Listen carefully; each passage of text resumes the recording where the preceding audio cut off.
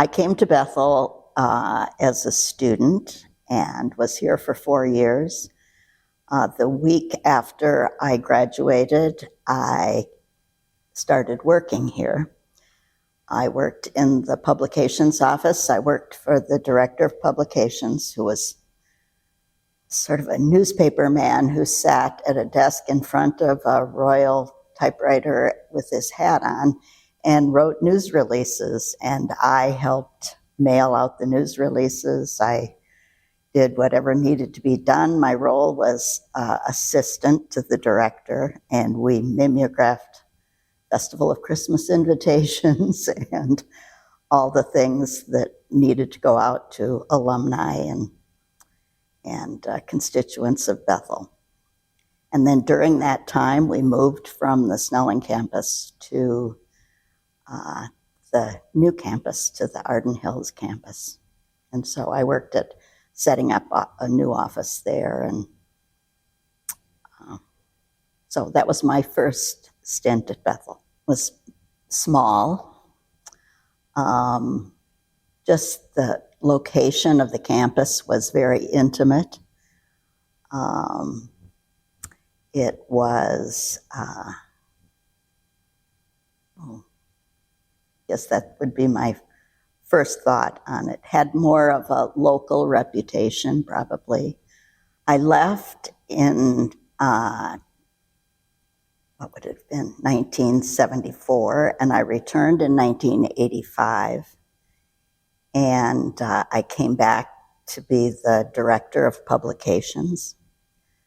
My predecessor had been a woman, someone that was maybe a little more challenging to work for. And so when I came back, President Brushaber, who was the president at the time, had a goal for me to set up an office that would be inviting for the campus to come into and have work done.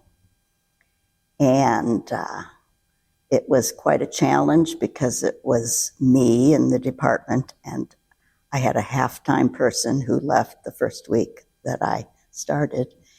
And then we had 1.5 time graphic designers. And so the expectation was that all the offices on campus would start to come through the publications office to have their work done. And it was a challenge to establish that expectation. At that time, every office just sort of did what was right in their eyes, and we had a challenge in front of us. So I started to build a team, and we actually set the office up to be somewhat like an agency where departments were asked to come through there and have work done so that we could have a consistent message and consistent quality in the materials. After that, within the next few years, the president hired an executive vice president who came from the Dayton Hudson Corporation. And he brought with him a very strong marketing background. And he was my supervisor, and I worked on a team with him. And he was able to give us some encouragement in terms of looking at the overall messaging and marketing of the university. And as a result of that, my title changed to the Director of Communications and Marketing. And we put together marketing plans that would allow us to advertise the institution more nationally and grow the reputation from being more of a regional school to at least establishing some brand and information out there on a more national level. When he left the university, and this is over a 30-year period, so my next step in institutional or in my role was to become the vice president for communications and marketing. And by that time, I had established a large team, and we worked across the institution in the areas of publications and in enrollment and in managing the Great Hall and a more expanded role. And Judy Mosman was the first vice president at that time, and I was the second vice president that came along after her. Towards the end of my career, when Jay Barnes became president, he asked me to be his senior vice president for communications and marketing. So that's the role I had when I retired. It was called the president's leadership team under George, and then it became the cabinet under Jay.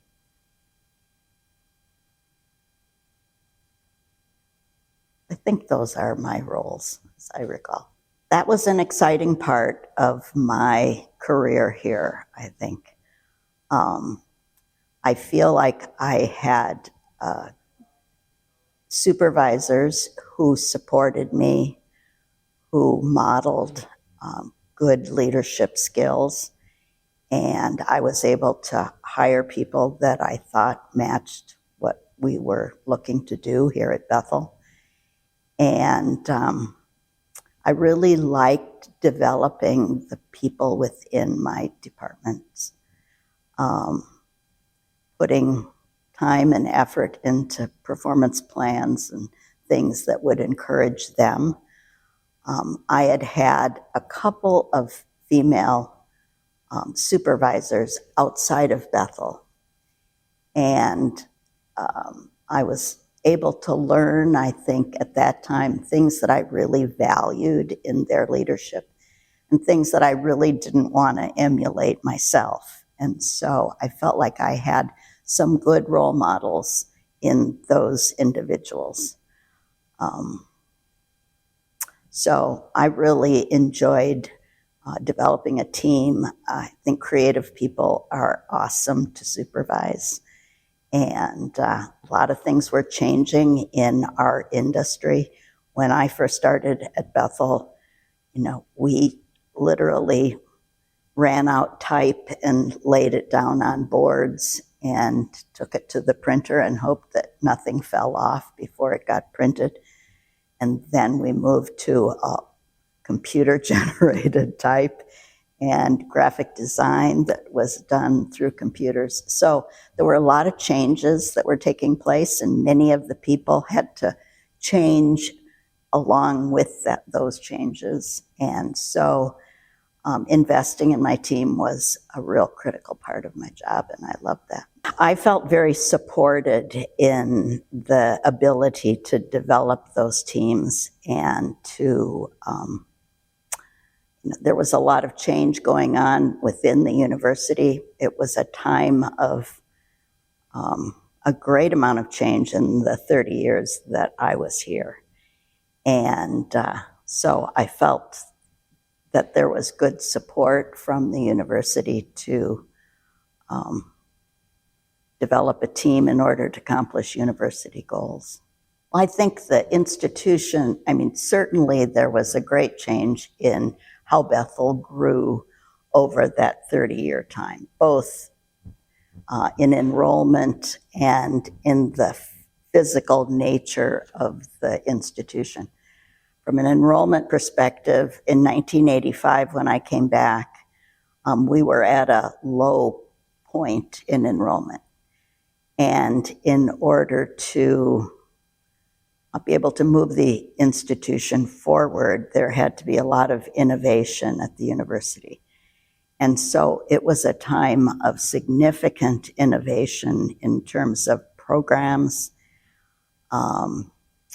in terms of schools. That was the time when we developed the degree completion program. It's the time when the graduate school was developed. We opened a seminary in San Diego.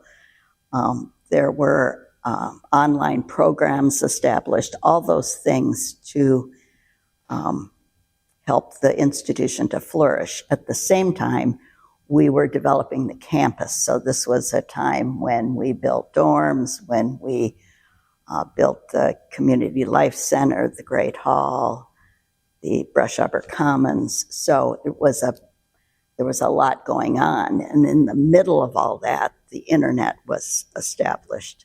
So we went from advertising the institution nationally through publications to a whole different way of promoting the institution. So that was a time when the change was to begin using the internet as a way to reach out to students. So it was certainly a time when there was more change than not change.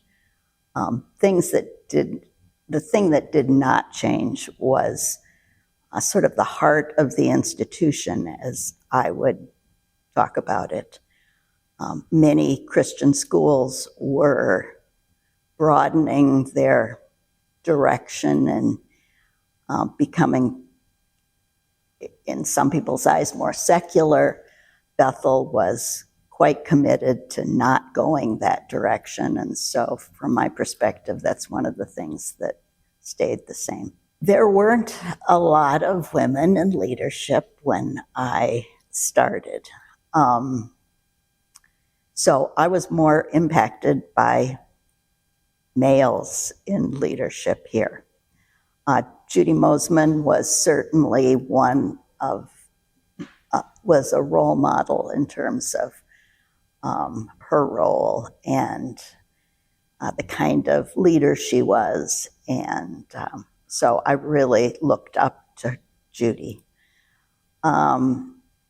Other women that were here at the time that were in roles of leadership, Marilyn Starr in the dean's office, Tricia Brownlee in the provost's office. But for the most part, I didn't have a lot of institutional role models at that time. I always felt support from male colleagues, I think. Bethel had some unique challenges in the time that I was here. In my world, we would call them crises that would come along. As a result of that, I had the opportunity to walk closely with the president and with the leadership team.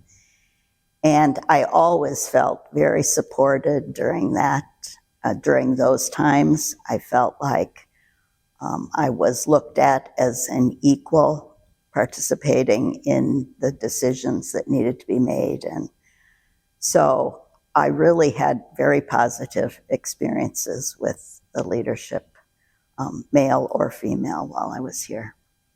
I think every time a woman is promoted and given opportunity to lead, it's an encouragement to other women who are on staff. So I think in making the decisions that both President Brushhaber and President Barnes made in putting women in key roles of leadership were important times or transitional times institutionally. I also think that some of the hard times that we went through as an institution changed the way that we communicated with our community, and it gave me some opportunities to showcase women that I had on my team that were very capable and became role models, I think, for other women on campus. I think, I think of Amanda Wonke, who was a member of my team and a very capable communicator. during the GLBT equality ride that came to campus and showcased Bethel's position on homosexuality. And I feel like Amanda was an example of someone who could very comfortably communicate with the outside media as well as our internal community. We had some racial issues that surfaced on campus, and there again, I felt like she provided good leadership. Our team provided good leadership during those times. I'm a firstborn in my family, so I started out as being maybe the pushier one or the one who paved the way a little bit for others. I think that gave me maybe some confidence in doing things for the first time that other women hadn't done here. And during my 20s, I became quite interested in women's roles in the church and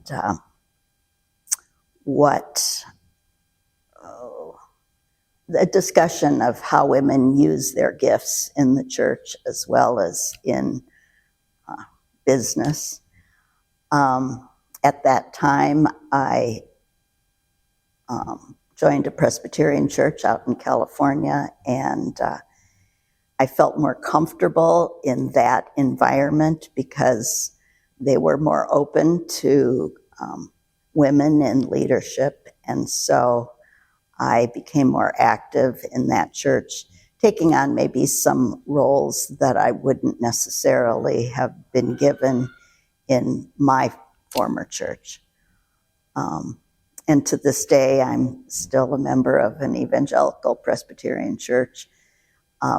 Not that I wouldn't be comfortable in other environments, but sort of the battle was fought and won, and I'm moving on. I feel very fortunate to have had the opportunity to be at Bethel, to serve at Bethel. I think it's a great environment for students, and I'm always, I'm proud of the years that I spent here, feeling like I was given, really good opportunities, and we were able to accomplish some really remarkable things in that time. So I feel blessed to have served. I actually served under 3 of Bethel's presidents, so that makes me feel good.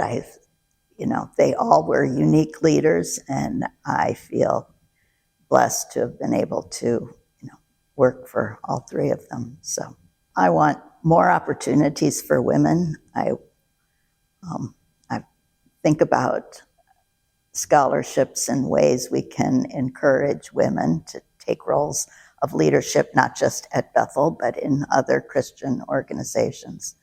It's been great to see the women that have been involved in the Board of Trustees. I feel like there have been some excellent women who have taken on that role, and that's a great model for the institution and for the people who are here.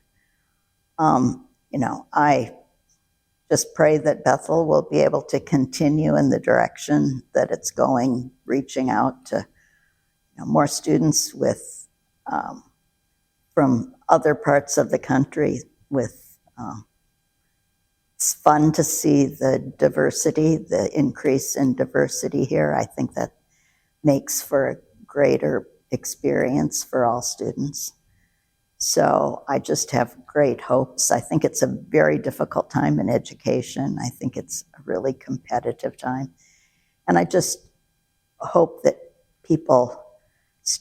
prospective students see the value of higher education. I think it's very easy to see all the flashing lights that are offered to students that don't require education, and I feel like it's such a pivotal time in the life of young men and women. So I just pray for Bethel that it will continue staying strong and reaching out to students who need to be here, and that the level of education stays strong as it has been.